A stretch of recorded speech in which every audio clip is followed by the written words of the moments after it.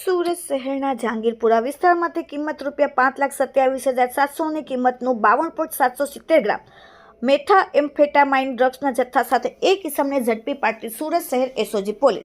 સુરત શહેરમાંથી નાર્કોટિક્સની બદીને સંપૂર્ણપણે નેસ્ત નાબૂદ કરવા માટે એસઓજીના માણસો અલગ અલગ ટીમો બનાવીને ટીમ દ્વારા નાર્કોટિક્સની પ્રવૃત્તિ કરતા ઇસમો અંગેની માહિતી મેળવવા ટેકનિકલ સર્વેલન્સ તથા હ્યુમન સોર્સિસ દ્વારા પ્રયાસો હાથ ધરવામાં આવેલ હતા. જે દરમિયાન એસઓજીના ઓપોકો સિકંદર બિસ્મિલ્લાને મળેલ ખાનગી બાતમીના આધારે સુરતના જહાંગીરપુરા સાયર રોડ વરિયાવ જંકશન સર્કલની સામે જાહેર રોડ ઉપર વોચ ગોઠવી ટોયોટો કંપનીની 4વ્હીલર ને આતરીને કાર ચાલક આરોપી ભરતભાઈ પટેલ રહેવાસી અક્ષય જ્યોત એપાર્ટમેન્ટ ભૂલકા ભવન સ્કૂલની બાજુમાં અડાજર હજીરા રોડ અડાજર સુરત અને મૂળ વતન બોટાદવાળાને પકડીને તેની પાસેથી કિંમત ₹5,27,700ની કિંમત 52.770 ગ્રામ મેફેડ્રાઇન ડ્રગ્સનો જથ્થો ઝડપીને કુલ ₹20,37,700નો મુદ્દામાલ કબજે કરવામાં આવેલ છે.